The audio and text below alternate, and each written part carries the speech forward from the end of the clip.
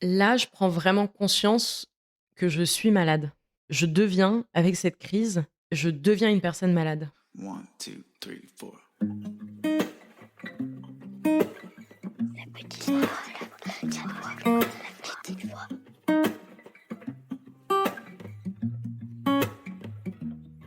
Yeah, your heart is a sun. Est-ce que vous avez déjà écouté votre petite voix? Cette intuition qui souffle ce qu'on n'ose pas toujours entendre. Celle qui pourrait, peut-être, tout changer. Je m'appelle Herveline et comme vous, j'essaye, pas toujours avec succès, de suivre cette boussole intérieure. C'est pour ça que j'ai créé La Petite Voix, un podcast où des femmes et des hommes partagent avec émotion, parfois même avec humour, ces moments où la vie bascule et où tout devient possible. Chaque épisode explore des histoires de nouveaux départs. Une séparation libératrice, une reconversion audacieuse, un burn-out surmonté ou une maladie qui révèle une force insoupçonnée. Autant d'histoires de doute, de peur, mais aussi de courage et de transformation. Chaque mardi, je vous invite à découvrir ces conversations intimes, sans filtre. Des conversations qui vont nous éclairer, nous inspirer.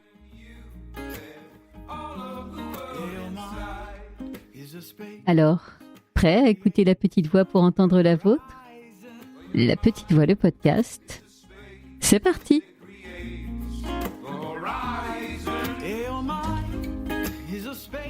Il y a des maladies qu'on n'imagine pas attraper à 28 ans.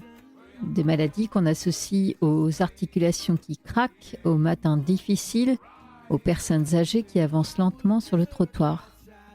Pourtant, Aïssatou avait 28 ans quand on lui a annoncé qu'elle avait une polyarthrite rhumatoïde, une maladie chronique, inflammatoire qui ne se guérit pas et qui touche en moyenne les personnes de plus de 55 ans. Ce qui suit, c'est 3 ans de déni, de colère et d'une solitude que ses proches, pourtant bien intentionnés, ne pouvaient pas vraiment combler. Jusqu'à ce qu'elle touche le fond et que ce soit précisément là, dans ce moment le plus sombre, que commence le chemin vers l'acceptation et la réconciliation avec la maladie et avec elle-même. Bienvenue dans un épisode qui fait mal et qui fait du bien en même temps. Aujourd'hui, avec Aïssatou, nous allons parler d'un « vous pourrez vivre normalement » qui a mis 3 ans à se révéler faux. Des gens qui marchent dehors sans savoir la chance qu'ils ont et d'une nuit effrayante en Norvège qui est devenue, contre toute attente, le premier jour du reste de sa vie.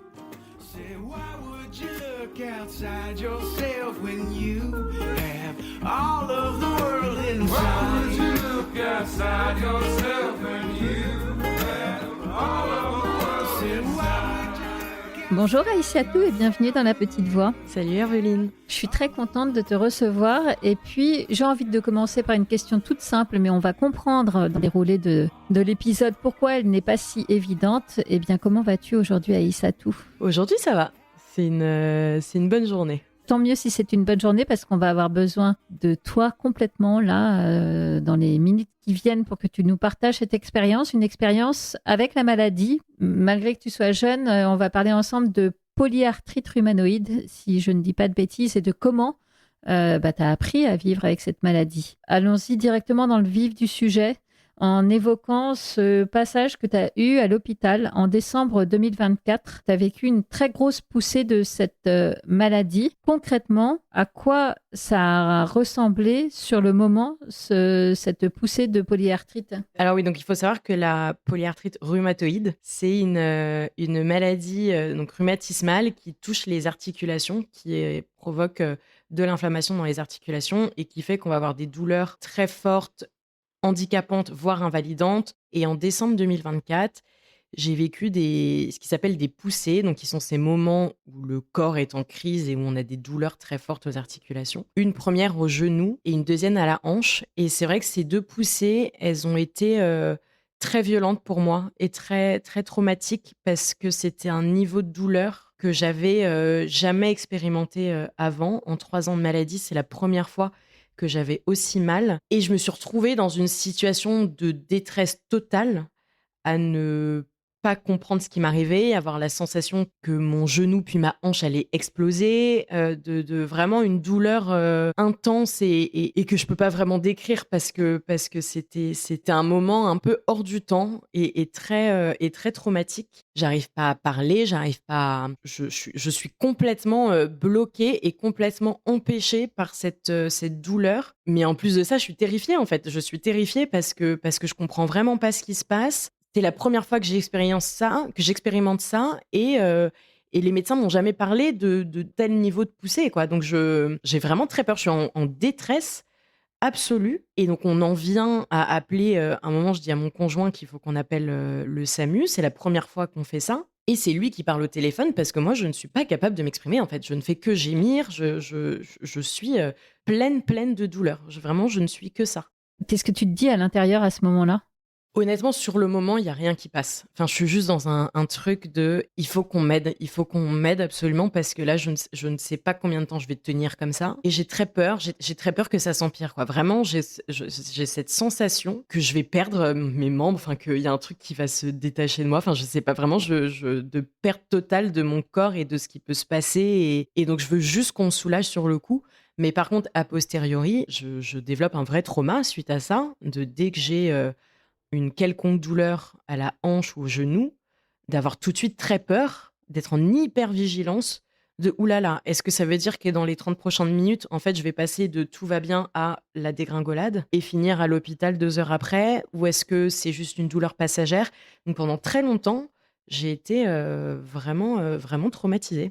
Est-ce que quand même, une fois à l'hôpital, ils vont réussir assez rapidement à apaiser la douleur physique? Non, je passe, un dimanche soir. J'arrive à l'hôpital vers 23 heures, je pense, avec une ambulance et là s'ensuit une nuit, de l'horreur, aux urgences, enfin, où en fait, on me prend quand même assez vite en charge vu que j'arrive avec une ambulance, mais on me pose plein de questions alors que j'arrive pas à parler. À nouveau, je ne fais que gémir. Je suis là juste: «Donnez-moi un médicament pour me soulager». On me donne un peu de morphine, ça me soulage légèrement, mais en fait, je continue à avoir vraiment, vraiment très mal et je passe une nuit aux urgences où en fait, on se préoccupe pas trop de moi, quoi. J'ai très mal, j'ai beau redemander de la morphine, on m'en apporte toutes les 3 heures, mais donc en fait, c'est 3 heures où ma douleur ne fait que s'accentuer et finalement, quand on m'apporte la morphine, je suis déjà à un niveau de douleur qui est trop haut par rapport à ce qu'on me donne. J'avais pas mangé, donc en plus j'avais très faim, je me sentais pas bien. Enfin bref, une nuit, mais horrible, horrible, horrible. Et ma chance, c'est que j'ai mon conjoint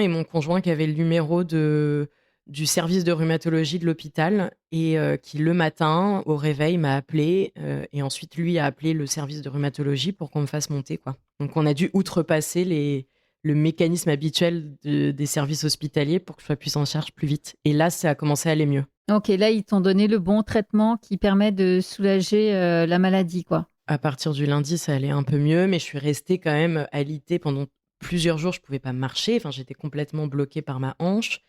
Et même après, même une fois sortie de l'hôpital, pendant longtemps, je boitais un peu parce qu'en fait, je suis vraiment restée alitée longtemps. Si tu veux bien, j'aimerais qu'on revienne maintenant sur les origines de la maladie, parce que évidemment, elle ne naît pas ce jour-là de décembre 2024 avec cette poussée terrible. Elle va arriver, si je dis pas de bêtises, 3 ans avant cet épisode-là. Comment ça va se présenter à toi là dans ta vie? Je commence à avoir des premiers symptômes en tout début 2022, il me semble. Ça commence par les doigts et les pieds. Et le truc, c'est qu'à l'époque, j'arrive à expliquer ces douleurs-là. La douleur aux doigts, je venais de prendre une nouvelle position dans l'association dans laquelle je travaillais à l'époque. Et ma prédécesseur, qui est aussi une amie, avait eu des tendinites aux doigts. Du coup, je me suis dit, bon, bah, visiblement, les tendinites aux doigts, c'est ce qui va avec le nouveau poste. Donc, je dois avoir comme elle, j'ai une tendinite aux doigts, quoi. On fait de la recherche de financement pour les associations. Enfin, en l'occurrence, là, c'était pour une asso. Et donc, c'était beaucoup, beaucoup, beaucoup, beaucoup de rédaction. Et le fait de passer énormément de temps à taper à l'ordinateur, visiblement, en tout cas pour Esther, mon amie, ça lui a provoqué une tendinite au doigt. Et donc, ce qui fait que quand moi, j'ai commencé à avoir mal, je me suis dit, bon ben, Oui, c'est parce que je fais trop de dossiers de demande de financement. Donc, je vais même pas voir de médecin parce que pour moi, c'est ça. Enfin, je me pose pas trop de questions. Et pour les pieds, j'avais vu quelques mois avant une podologue qui m'a dit visiblement, vous avez besoin de semelles, donc il faudrait envisager d'en faire. Et donc, quand j'ai commencé à avoir mal aux pieds, bah, pareil, je me suis dit ah bah la podologue avait raison, j'ai besoin de semelles. Donc, je vais reprendre rendez-vous pour faire des semelles. Donc, au début, je suis un peu dans ce cheminement de pensée-là, à me dire que tout s'explique. Et arrive le mois de mars, fin mars 2022, où je rejoins mon conjoint à New York pour des vacances. Et là, c'est la dégringolade. J'ai tous les jours, j'ai une nouvelle douleur, des nouvelles douleurs qui apparaissent. Un coup, ça va être à l'épaule, un coup, ça va être au genou, un coup, ça va être au coude. Enfin bref, tous les jours, j'ai une nouvelle douleur. Et c'est là que je commence à me dire, il y a un truc qui est quand même pas normal. Et donc, je regarde un peu sur Internet et il y a deux possibilités que j'ai, soit la goutte. Et du coup, je commence à me dire, oh là là, peut-être que je bois trop d'alcool et tout. Enfin, je me dis, mince, ça va pas. Soit la polyarthrite rhumatoïde. Et quand je lis quelques mots sur la polyarthrite, déjà, bon, c'est un terme, un mot de maladie où je suis là, oulala, c'est quand même un peu, ça a l'air un peu compliqué ça. Et puis surtout, je vois maladie chronique dont on ne guérit pas. Et donc tout de suite, je me dis, ok, Aïssatou, ça c'est n'importe quoi. On t'a toujours dit qu'il fallait pas regarder sur Internet, donc arrête, enfin, tu n'as pas ça, quoi. Enfin, j'ai un truc dans ma tête qui me dit d'autoprotection, je pense, qui se dit non, non, mais impossible que ce soit ça, c'est pas possible, enfin, c'est trop grave. Donc, ce qui vient renforcer mon envie de prendre rendez-vous chez un médecin dès qu'on rentre en France, quoi, après les vacances. Pourquoi est-ce que tu as envie de prendre rendez-vous chez le médecin puisque tu te dis tout ce que je lis là, c'est des bêtises et non, ce que j'ai, c'est pas grave. Tu vois, pourquoi malgré tout, tu te décides à prendre rendez-vous? Parce que je sais que j'ai quand même quelque chose qui va pas. Enfin, je sens qu'il y a quelque chose qui va pas et j'ai besoin qu'on me dise ce que c'est. Ou alors peut-être que ça va me calmer mais je me dis, il faut quand même que j'ai des réponses à ce qui se passe parce que, de fait, là, ce qui m'arrive, ce qui se passe dans mon corps, c'est pas normal, je le sais, c'est pas normal. À ce moment-là, ça fait combien de temps que les premiers symptômes se sont invités? Ça fait 3 mois à peu près. Donc je prends un rendez-vous avec la première médecin que je trouve qui est proche de chez moi. Et donc je vais la voir, je lui explique tous les symptômes que j'ai eus, toutes les douleurs que j'ai eues, mes antécédents familiaux, puisque mon père est atteint d'une spondylarthrite. Et globalement, dans ma famille paternelle, il y a beaucoup de spondylarthrite, enfin de maladies rhumatismales. Donc je lui parle de ça. Et je crois que très vite, elle me dit, bon ben, je crois que vous avez une polyarthrite rhumatoïde. Je vais vous prescrire des examens à faire et prenez rendez-vous avec un rhumatologue pour confirmer le diagnostic. Est-ce que c'est quand elle t'en parle que te revient l'idée que oui, il y a des maladies rhumatismales dans ta famille et là, tu commences à faire le lien? Ou est-ce que quand même, avant le rendez-vous, tu t'étais dit, mince, est-ce qu'il n'y aurait pas un lien avec cet antécédent-là? À aucun moment, je me suis dit qu'il y avait un lien. Jusqu'à même quand elle me dit ça, je comprends qu'il y a un lien, mais dans ma tête, ça connecte pas qu'il y a un lien. Genre, je suis vraiment dans un truc, je comprends pas trop. Donc, c'est que quand je vois ma rhumatologue que là, je comprends le lien. Alors que c'est des maladies où, enfin, pour la spondylarthrite, en tout cas, il y a un gène spécifique qui s'appelle le HLA-B27. Et quand j'étais plus jeune, avec mon petit frère, ma mère nous a fait faire ce test pour savoir si on était positif à ce gène-là, et on était positif. Et donc, ce que nous avait dit le médecin à l'époque, c'est vous êtes positif à ce gène, donc vous pouvez développer des maladies rhumatismales, mais tout comme vous pouvez ne pas en développer. C'est pas une obligation, quoi. Tu sais ce qui me vient à l'esprit quand tu racontes ça, c'est comme si ta tête et ton mental comprenaient la logique, mais qu'il y avait un endroit ailleurs où ça digérait pas du tout l'information, non? Ouais, complètement.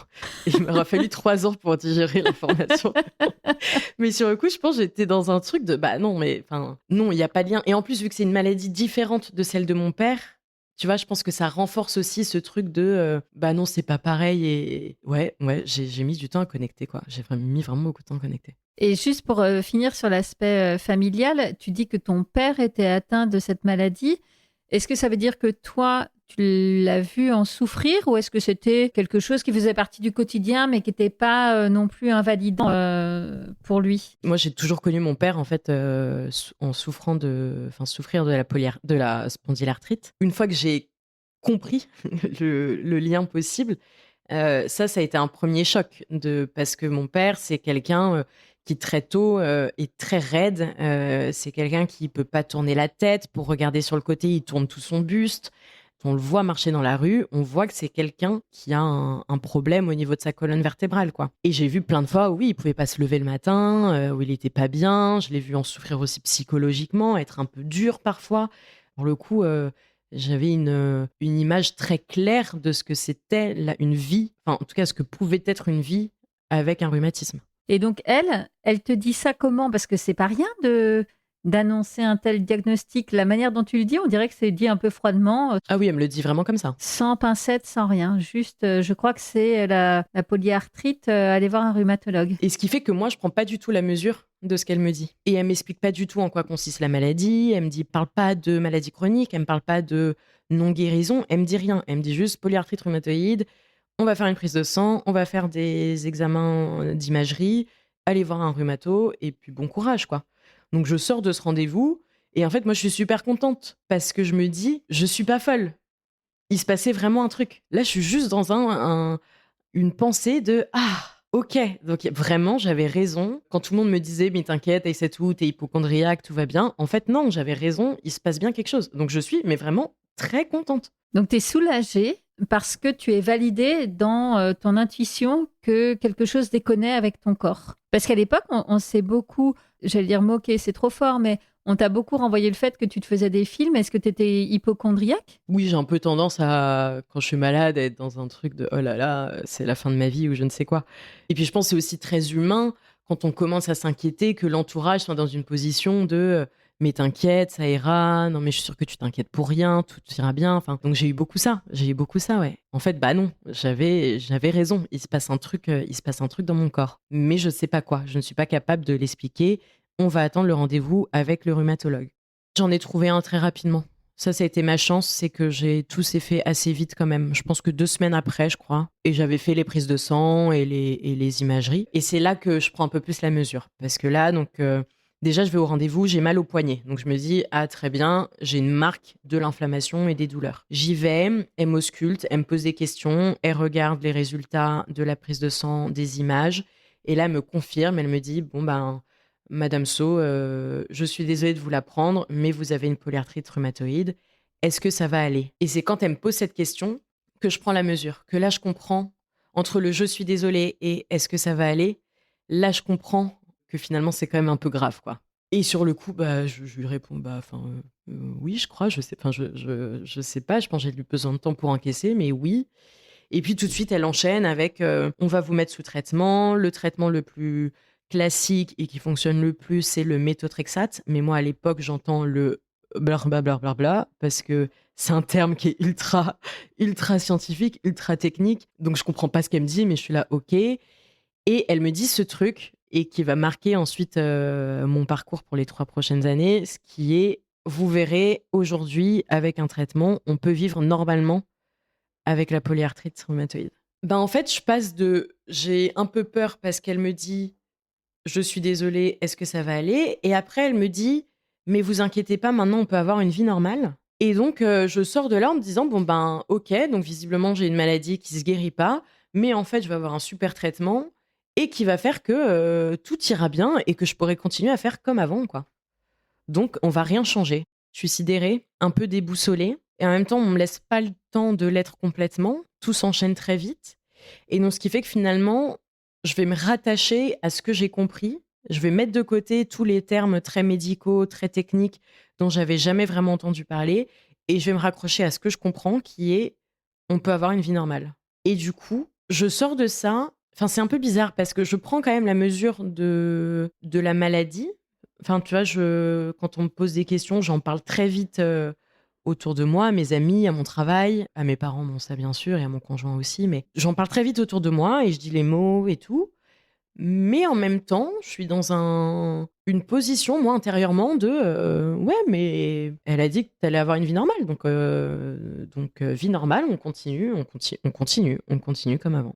Quand on t'annonce un diagnostic, une maladie, c'est comme une porte comme ça qui s'ouvre avec tout son vocabulaire, tout un monde. Et évidemment, le médecin en face de toi, il connaît ça par cœur et donc pour lui, c'est normal. Mais toi, tu débarques et effectivement, il y a tout ce monde-là à t'approprier. Et ben, ça se fait pas effectivement du jour au lendemain, quoi. Bah ouais. Et c'est quelque chose, a posteriori, qui me met presque en colère parce que je trouve que on n'est pas assez accompagné. Une fois le diagnostic posé d'une maladie chronique, pour moi, il devrait y avoir une prise en charge globale et se dire qu'il n'y a pas juste le traitement physique, mais il y a tout un sujet de santé mentale, il y a tout un sujet d'accompagnement, il y a tout un sujet de comprendre aussi ce qui nous arrive. Et là, on est un peu jeté dans le bain, quoi. C'est OK, t'as ça et allez, bon courage et apprends à faire avec, alors que c'est un vrai apprentissage. Et là, typiquement, elle m'a pas, tu vois, à aucun moment, elle m'a expliqué ce qu'était la polyarthrite rhumatoïde. À aucun moment. Et sachant qu'après, j'ai changé de rhumato en me disant, je vais prendre un second avis et puis voir si je le sens mieux avec une autre personne. Et vraiment, personne n'a pris le temps de m'expliquer en quoi consiste ma maladie. Alors que c'est quelque chose que je vais traîner toute ma vie, quoi. Et ça, je trouve que c'est assez fou. Enfin, Et certainement que tout ce que tu es en train de dire là participe à alimenter ce déni, puisque on ne te donne pas les clés pour comprendre et pour appréhender cette nouvelle réalité. Et en plus, on te dit que ta vie va être normale. Donc, si tu veux alimenter le déni, c'est parfait, quoi. exactement. En fait, là, j'avais vraiment, et c'est ce que tu dis, toutes les cartes pour faire comme si de rien n'était et continuer à vivre ma vie sans vraiment m'écouter et sans écouter les signes que m'envoie mon corps, que en fait, ça va pas. Donc, je continue à beaucoup sortir, enfin, voir la vie aussi d'une personne de 28 ans, quoi. Donc, je continue à beaucoup sortir. À l'époque, j'étais fumeuse, je continue à fumer alors que le tabac est facteur aggravant de la maladie. Je voyage comme avant. Enfin bref, vraiment, je ne change rien du tout à mes habitudes. Le seul truc qui change, c'est que quasiment quotidiennement, j'ai des douleurs. Et elles vont être plus ou moins fortes, mais elles sont là. Et tu fais quoi de cette douleur? Ça devient ma nouvelle normalité. Il y a les moments où j'ai mal, mais ça va. Et donc, pour moi, je suis à un niveau zéro. Et puis, il y a les moments où j'ai mes poussées et où là, du coup, il faut que je m'arrête et il faut que j'aille voir un médecin et que je prenne des antidouleurs, mais qui en fait me font rien. Mais voilà, j'ai un peu deux niveaux de douleur, quoi. Mais elle est tout le temps là. Mais j'ai appris à faire avec celle qui est plus légère. Et puis, de temps en temps, j'ai les poussées. Donc là, je me calme un peu. Le temps que mon corps aille mieux. Donc, quand il y a des poussées, tu es obligé de faire un peu le dos rond. Potentiellement, tu le dis, ça t'oblige à t'arrêter de travailler. Physiquement, c'est pas possible. En fait, c'est très handicapant. Dès que j'ai une articulation qui est en poussée, elle est gonflée, elle est douloureuse. Donc, en fait, je peux pas.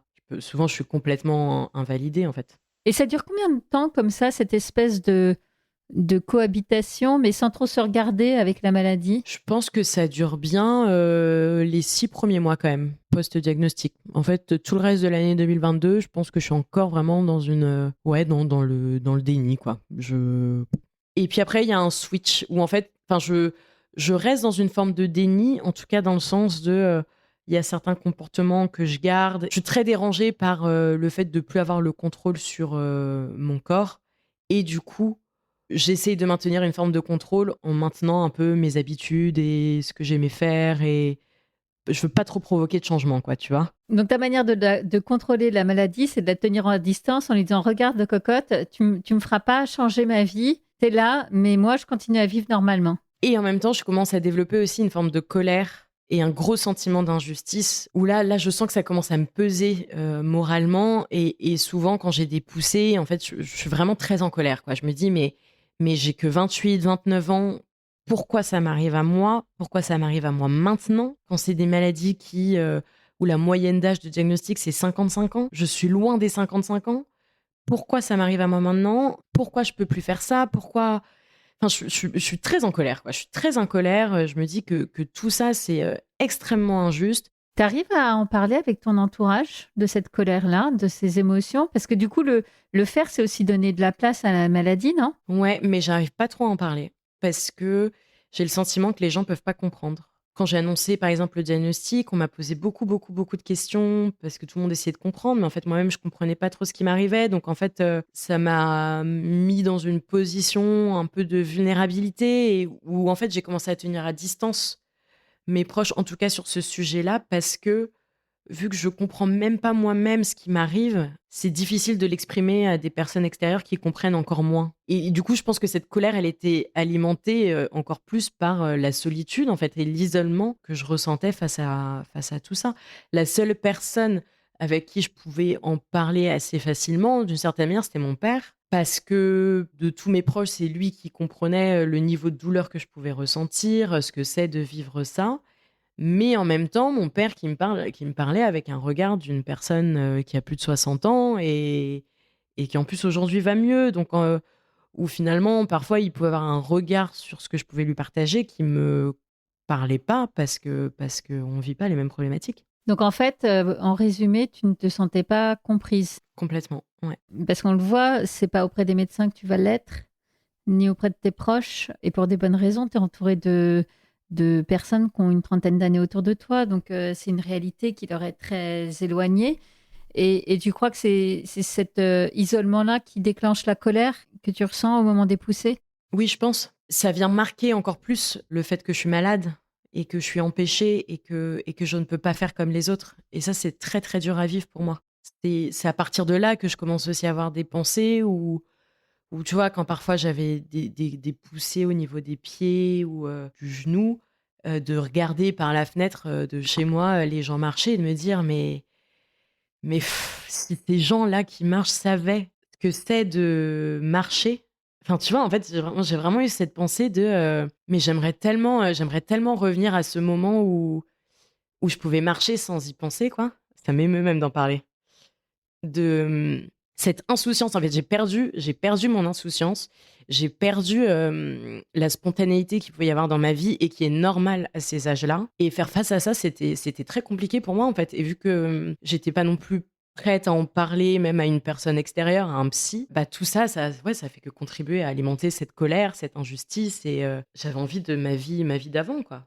En fait, j'ai ces moments très durs, physiquement et mentalement, mais ensuite, ben, les poussées passent. De nouveau, je vais bien et donc je reprends comme avant. Je suis vraiment dans un cycle de, bon, bah, quand ça va pas, vraiment ça va pas et quand ça va bien, bah, comme si rien n'était et c'est comme ça qu'avec, mon conjoint, on s'expatrie aux États-Unis pendant 9 mois et donc aux États-Unis, le coût de la santé est très élevé. Et donc je me renseigne pour, avoir une assurance pour expatrier, en France et toutes les assurances me refusent parce que j'ai une maladie chronique et que je vais leur coûter trop cher. Et donc mon conjoint demande à l'université qui l'accueillait et c'est pour ça qu'on partait, si je pourrais bénéficier de son assurance santé à lui et ils nous répondent: «Oui, mais que ce sera 400 $ par mois». Et donc quand on nous annonce ça, bah, moi mon premier réflexe c'est de me dire: «Bon non mais de toute façon la maladie ça va très bien», alors que j'ai des poussées, tous les mois. La maladie, ça va, mon traitement, je gère, on va pas prendre d'assurance et si jamais ça va pas, bah, je prends un billet pour la France et je rentre en France. Ça coûtera toujours moins cher que payer 400 $ par mois. Sauf que dans la réalité des faits, on n'a pas envie de faire 7 heures de vol, comme ça, à la moindre douleur, quoi. Et ce qui fait qu'en fait, je vis, des mois aux États-Unis où pendant plusieurs mois, j'accepte la douleur qui, monte, qui monte, qui monte. J'essaye de m'auto-soigner comme je peux avec, mes médicaments et en fait, quand je vais pas bien, je fais des visios, avec mon médecin traitant pour qu'il me fasse jouer sur mes doses de cortisone et j'avance comme ça. Mais sauf qu'en fait, c'est mettre un pansement sur, une plaie ouverte, enfin ça ne solutionne absolument pas le problème et ce qui fait que je rentre une première fois en janvier parce que ça va vraiment pas, mais on maintient mon traitement et on me dit juste: «Bah, jouez avec, la cortisone», enfin, on me dit ce qu'on me disait en visio et entre février et avril, j'expérimente des poussées très fortes au poignet. D'abord au poignet gauche, puis au poignet droit. Je prends sur moi, je prends sur moi. À chaque fois, je me dis: «Non mais ça va aller, tu vas pas rentrer en France, ça va aller» et puis, je me réveille un jour, au mois d'avril, j'ai les 2 poignets qui sont complètement inflammés et qui m'handicapent complètement et je me mets à pleurer, quoi. Je me dis: «Mais j'en peux plus, j'ai trop mal, je peux rien faire, enfin j'en peux plus». Donc je décide de rentrer, je rentre tout un mois en mai et là, c'est mon premier déclic de: «Là, Aïssatou, il va peut-être falloir que tu commences à accepter que tu as une maladie. Parce que tu peux pas continuer à subir la douleur pendant plusieurs mois comme ça et ne rien faire. Enfin, c'est pas sain». Mais tu vois, même aujourd'hui, quand je repense à cette période-là, même s'il y a eu plein de moments très chouettes, ce qui me marque, c'est, des mois et des mois de douleur et de non-soins, quoi. Et c'est là où je me dis: «Bon, bah, oui, en fait, c'est on a peut-être été un peu trop inconscients dans la manière d'aborder cette expatriation». Et ce qui fait que, à partir de mai 2024, du coup, je commence une thérapie. Il faut que quelqu'un m'accompagne pour que, j'apprenne à accepter ma maladie. Donc je trouve une psy, que j'adore, qui est spécialisée sur les maladies chroniques et donc avec qui on va commencer à travailler sur ça et puis sur plein d'autres sujets, mais ça reste le sujet principal, quoi. Je commence cette thérapie, on rentre de Boston à l'été 2024. Et là, c'est de nouveau le n'importe quoi. Je reviens à la Aïssatou de 2022. C'est le retour à Paris, c'est le retour, c'est l'été. On retrouve nos amis, on retrouve notre famille. Et donc, je suis, mais quasiment tous les soirs, en terrasse avec un rosé et je reprends la cigarette fois 1000, quoi. Et puis, on arrive à la crise de décembre. On arrive à cette crise qu'on évoquait là au tout début de l'épisode de décembre où là, tu es carrément hospitalisé et la douleur est juste insupportable. Qu'est-ce qu'elle va changer, encore une fois, ta relation à la maladie et du coup à toi-même, cette grosse crise-là? Là, je prends vraiment conscience que je suis malade. Je deviens, avec cette crise, je deviens une personne malade. Et donc, je commence à avoir ce cheminement de pensée de il faut que je mette en place des actions pour vraiment adapter ma vie et mon mode de vie à cette maladie. Je dépasse ce truc de juste accepter qu'il se passe un truc. Là, je suis vraiment dans il faut que je mette des choses en place parce que je peux pas continuer comme ça. Parce que, en effet, pour moi, c'est ce trauma de décembre, il est lié à tous mes excès. Alors que ça peut aussi être un problème de traitement. Et même les médecins m'ont dit c'est que le traitement ne convenait pas. Mais dans ma tête, c'est en fait, j'ai fait trop d'excès et j'aurais pas dû. C'est là que je prends conscience de cette normalité qui, en fait, n'est pas ce qu'on m'a dit au diagnostic, c'est pas vrai. Il va y avoir une nouvelle normalité pour moi et c'est pas celle d'avant 2022. Et c'est là où ouais, j'en prends vraiment conscience et je commence à travailler dessus. Dans les premiers mois quand même de 2025, je reste très traumatisée par ce qui m'est arrivé en décembre. Comme je te disais au début, je suis dans de l'hypervigilance. La moindre douleur, ça me fait très peur. J'ai très peur de voyager parce que je me dis, s'il m'arrive quelque chose en voyage qui me soigne, comment? Je vais pas très bien. Je vais pas très bien. Donc là, la thérapie, elle est plus intense. Et c'est là où on va tester pour la première fois le MDR. Ah, génial. Juste, peut-être, tu peux nous réexpliquer pour ceux qui ne sauraient pas ce qu'est le MDR? Ouais, le MDR, c'est une pratique psychologique, enfin thérapeutique, qui vise à aider des personnes qui ont vécu un trauma, un traumatisme. L'idée, c'est de petit à petit de déconstruire ce trauma. Et pour moi, ça s'est fait en plusieurs séances parce que la toute première, donc on s'est replongé dans la poussée qui m'a touchée à la hanche et qui a conduit à mon hospitalisation. Bah là, je peux en parler, tu vois, j'arrive à en parler sans être trop émue. J'ai plus eu ce sentiment d'hypervigilance, de peur sur mes moindres faits et gestes. Tout ça, c'est parti après le MDR. Donc ça a eu un bienfait énorme pour moi. On part en Norvège en juin 2025 et je crois quelques heures après qu'on arrive, j'ai une poussée à l'épaule et qui va me bloquer pour les 4 jours où on sera en Norvège. Et un soir, enfin c'est en pleine nuit même, mon conjoint dort et moi je suis réveillée parce que j'ai très mal et je me mets à pleurer. Et j'ai cette pensée qui me traverse qui est de me dire si c'était pour vivre comme ça, je préfère ne plus vivre. Et avoir eu cette pensée, ça a été, je pense, le dernier électrochoc dont j'avais besoin. Et où tout de suite après, ça a été ma petite voix. Tout de suite après, je me suis dit, cette maladie, Aïssatou, c'est ta partenaire. C'est ton allié, c'est ta partenaire de vie. Et il faut que tu fasses des choses super avec elle. Mais il faut plus que tu la vois comme une ennemie. En fait, j'ai eu tellement peur de cette pensée que j'ai tout de suite transformé ce truc et je me suis dit, ok. J'avais besoin de ça pour ne plus avoir la Aïssatou qui va bien et la Aïssatou malade, mais qu'en fait, tout ne fasse qu'un. Et de se dire qu'en fait, je pouvais pas me laisser bouffer par cette maladie, quand bien même elle est là et elle est là au quotidien. Il faut que j'en fasse une force. Parce qu'en fait, elle a plein de choses aussi à m'apporter de bien, cette maladie. Et depuis juin, bah, c'est le cas. C'est ce qui me guide, en fait, quasiment au quotidien. Tu vois, de me dire, ce corps, c'est le mien. Il faut que je l'aime et il faut que je fasse avec, il faut que j'en prenne soin. Je suis vraiment dans un soin du corps depuis cette pensée-là. Et donc, je m'écoute beaucoup plus. Je fais beaucoup plus d'activités physiques. J'en parle plus facilement aussi autour de moi. Je fais attention à ce que je mange. Enfin bref, en fait, j'ai mis plein de petites choses en place que j'ai intégrées aussi assez facilement à ma vie et sans que ça devienne quelque chose d'omniprésent qui ferait que, en fait, mine de rien, tout est constamment guidé par la maladie. J'ai réussi à en faire Juste voilà, c'est ma petite voix en fait qui est tout le temps un peu là, qui me permet de naviguer en douceur dans cette nouvelle vie. Depuis cette prise de conscience-là, il y a 1 an, est-ce que tu dirais que tu as eu plus ou moins de poussées et comment tu les as vécues quand elles sont arrivées? Alors j'ai beaucoup moins de poussées. Maintenant j'ai peut-être une tous les 6 mois. Et quand je les ai, bah, ça reste un moment qui est pas simple quand même. C'est parce que c'est très douloureux et c'est invalidant. Donc voilà, clairement ça me saoule encore quand j'ai des poussées. Mais bah, j'accepte. J'accepte. Je patiente jusqu'à ce que ça passe, quoi. Est-ce que tu es toujours dans cette démarche thérapeutique d'être suivie par une psy, toujours pour apprendre à vivre avec, comme on dit? Ouais, ouais, ouais, je continue, j'ai toujours ma thérapie et d'ailleurs ma plus grande crainte, c'est qu'un jour elle me dise: «Et c'est tout, tu n'as plus besoin de moi».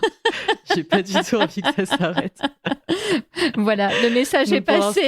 pour l'instant je continue. Ouais, ouais, ouais, vraiment en fait ça me fait beaucoup de bien et même si on traite de d'autres choses, ça me fait un bien fou. Ça me fait un bien fou et ça me donne les outils dont j'ai besoin pour moi, avancer sereinement dans tout ça, quoi. Et ton quotidien aujourd'hui, il ressemble à quoi? Tu as toujours une activité pro, une vie sociale qu'on imagine, je ne sais pas si elle est riche, mais enfin, on voit que tu es quelqu'un qui bouge, qui voit du monde et tout ça. J'ai une vie qui a une nouvelle normalité. Tout est quand même très adapté. Je me suis lancée à mon compte pour pouvoir adapter mon travail à ma maladie et donc si je vais pas bien, d'avoir un rythme plus cool et si ça va, ben, un rythme un peu plus soutenu. Les amis, enfin la vie sociale, elle est toujours là, mais beaucoup moins qu'avant. Je vais beaucoup moins sortir, je vais quand même plus souvent chez moi. Je suis quand même beaucoup plus casanière qu'avant. Ça, on va pas se mentir. Après, ce qui est pratique, c'est que là, on est en début de trentaine, bah, tout le monde commence un peu à se poser et donc en fait, tout le monde se calme. Donc en fait, ça va, ça facilite aussi beaucoup les choses parce que finalement, tout le monde est un peu dans le même rythme. Et pour les vacances, c'est là où c'est peut-être encore un peu difficile parfois, c'est que bon, bah, maintenant les voyages se font avec des valises alors qu'avant j'étais, avec mon sac à dos. Ça va être moins itinérant, plus, un endroit fixe et puis à la limite, se déplacer en voiture. Les randos sur plusieurs jours, par exemple, ça, c'est plus possible pour moi. Mais bon, on s'adapte et c'est complètement OK. En fait, c'est surtout que tout est complètement OK. J'ai l'impression que tu as un super conjoint qui est là depuis le début de la maladie et qui a été un super partenaire sur ce sujet-là, non? Ouais, ouais, ouais, Lucas, c'est mon premier soutien pour le coup et je pense que pour lui, d'une certaine manière, c'est un peu plus facile que pour d'autres personnes de mon entourage parce qu'il voit aussi au quotidien et il a vu les pires moments, il était là et il a vu ce que c'était, donc il sait ce qu'est cette maladie quand bien même elle se voit pas et il est super parce qu'en fait, il a la bonne posture, quoi. Il est à la fois, dans de l'aide et dans du soutien. En même temps, il me laisse il a la distance qu'il faut pour pas être trop présent non plus parce que je suis quelqu'un qui supporte pas, qu'on me donne l'impression que je suis faible ou que je peux pas faire quelque chose. Là-dessus, il est parfait. J'ai vraiment beaucoup de chance. Et je me permets de te poser la question parce que tu m'as dit que c'était OK. Est-ce que la maladie vous empêcherait d'imaginer des projets d'enfants si vous en voulez? Alors non, elle a pas d'impact sur la fertilité, mais par contre, c'est vrai que moi, ça me questionne beaucoup sur, qu'est-ce que c'est d'être parent quand on a une maladie chronique et qui plus est une maladie, qui est handicapante. J'ai très peur de ça, j'ai très peur du vécu de la grossesse. Est-ce que je vais avoir des douleurs? Est-ce que ce sera sans douleur? J'ai très peur de l'après, et parce que ça, on le dit beaucoup aussi que pour les femmes qui sont atteintes de rhumatisme, souvent après l'accouchement, il y a avec la chute des hormones, il peut y avoir des grosses poussées et ça m'inquiète beaucoup dans mon rapport, avec mon nouveau-né, avec, tous ces moments qui sont censés être, joyeux et où en fait, moi, je serais potentiellement alitée. Enfin voilà, donc c'est un peu ça nous fait un peu peur. Moi, ça me fait vraiment peur, mais en même temps, j'ai peur aussi de la transmission à l'enfant, de potentiellement de la maladie, mais en même temps, j'ai hâte. J'ai hâte de vivre ça. Est-ce que tu dirais quand même dans tout ça que la maladie t'a amené à te réconcilier, pas qu'avec ton corps, parce que j'ai l'impression que ça t'a aussi amené à te connaître toi, psychologiquement, intérieurement, non? Le plus beau que la maladie ait pu m'apporter, c'est de me faire passer en priorité. J'ai toujours été quelqu'un qui donne beaucoup aux autres, qui donne la priorité aux autres, qui fait passer ses besoins, enfin les besoins des autres avant les siens. Et en fait, la maladie, c'est ce qu'elle m'a apporté, c'est de me dire, bah, en fait, moi aussi, je compte, moi aussi, je suis importante. Et en fait, je serai une meilleure présence pour les autres si je prends déjà soin de moi. Et donc aujourd'hui, oui, je suis clairement pas la même personne qu'avant. Et puis, d'une certaine manière, j'ai aussi une plus grande confiance en moi. Je me dis que j'ai traversé des choses qui sont difficiles et j'ai réussi à m'en relever. Et je pense que je fais preuve d'une force et de capacité d'adaptation et de résilience qui sont plutôt cool, je crois. Bah oui, je te le confirme quand on t'écoute, oui, absolument. Et du coup, est-ce que tu dirais que ce vœu que tu avais formulé là en Norvège de faire de la maladie une alliée, est-ce que c'est OK maintenant? Ouais, complètement. J'ai créé une association récemment pour les jeunes qui sont atteints de rhumatisme, pour justement casser aussi ce sentiment de solitude et d'isolement dont je parlais tout à l'heure. Et ça, pour moi, c'est la plus grande force que pouvait m'apporter la maladie, d'avoir la capacité et la volonté de créer cette communauté d'échange et d'entraide entre personnes qui se comprennent. C'est un super cadeau, quoi. Elle s'appelle comment ton association? Elle s'appelle Jeunes Inflammés. Je mettrai, pour ceux qui nous écoutent et qui seraient intéressés, je mettrai dans les notes de l'épisode le lien vers un site internet s'il y en a un. Enfin, voilà, pour que les personnes aient des infos.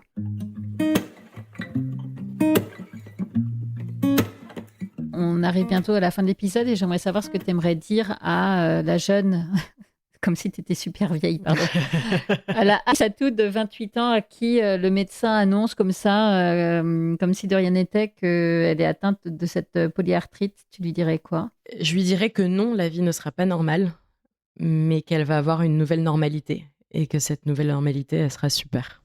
Est-ce que dans tout ce cheminement-là, et notamment dans les moments moins sympas, il y a une lecture qui t'a aidé, qui t'a fait du bien?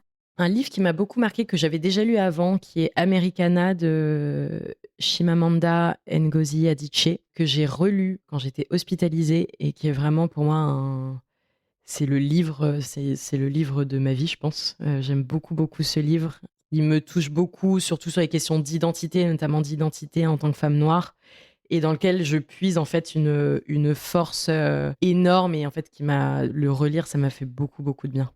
Et il y a un rituel qui, pareil, dans lequel tu puises beaucoup de force. Alors, dans cette nouvelle vie de casanière, j'aime beaucoup au quotidien regarder un épisode d'une série que je considère un peu comme doudou. Tu vois, une série que j'ai déjà vue, que je sais que j'aime beaucoup. En fait, ça me pose, ça me calme, ça fait une transition entre la journée de travail et ce qui peut suivre après, ou quand ça ne va pas bien. Enfin bref, c'est le petit truc qui vraiment me fait du bien, quoi. Et c'est quoi alors la série que tu regardes dans ces cas-là? Là, actuellement, c'est Les Frères Scott, la série de mon adolescence. Mais oui, c'est ce que j'allais dire. C'est pas d'aujourd'hui. Ok, d'accord. Bon, et est-ce que tu dirais aujourd'hui à Aïssatou que tu es heureuse? Oui, très. Tu le portes, en fait, t'es hyper souriante depuis le début de l'entretien et pourtant on n'aborde pas que des sujets faciles, mais je trouve que tu portes cet élan de vie des gens qui l'ont peut-être un jour perdu. Tu vois, il y a vraiment un truc, t'es souriante, on sent beaucoup de dynamisme en toi et de lumière, en fait, tout simplement. Merci beaucoup Herveline. Mais tu aides beaucoup aussi dans tes questions et dans ton écoute. Et tant mieux, mais oui, vraiment merci à toi. Ça fait du bien de t'entendre, ça fait du bien de se dire que oui, même des sujets graves comme la maladie peuvent nous malmener. Évidemment, c'est parce que tu n'es pas en train de nous dépeindre une réalité fausse romantique, mais on peut aussi en faire quelque chose et ça fait du bien de l'entendre. Merci Aïssatou. Merci à toi Evelyne. Yeah, your heart is a sun and it shines as it opens. Where your heart is a sun and it shines. Voilà, La Petite Voix, le podcast, c'est fini pour aujourd'hui. Si vous avez aimé cet épisode, parlez-en autour de vous. Le bouche à oreille, c'est magique pour faire découvrir un podcast. Alors envoyez le lien de cet épisode à vos amis et vous verrez, ils vous remercieront. Et d'ailleurs, si vous voulez être sûr de ne rater aucun épisode, avouez que ce serait dommage, abonnez-vous à La Petite Voix sur votre plateforme d'écoute, Apple Podcast, Spotify, YouTube ou autre. Profitez-en d'ailleurs pour m'y encourager avec des étoiles, des bonnes notes et des commentaires. Non seulement ça fait plaisir, mais ça aide vraiment à faire découvrir le podcast à d'autres auditeurs. Je partage aussi les coulisses du podcast sur Instagram et Facebook. Et mieux encore, abonnez-vous à ma newsletter sur mon site lapetitevoix.co. C'est là que j'ose vous raconter tout ce que je ne dis pas ailleurs. Ça fait beaucoup d'infos, je sais, c'est pour cela que j'ai mis tous les liens dans les notes de cet épisode. Allez, je vous donne rendez-vous mardi prochain. D'ici là, portez-vous bien et soyez heureux. Your horizon. Well, your mind is a space that creates the horizon. Your mind is a space that creates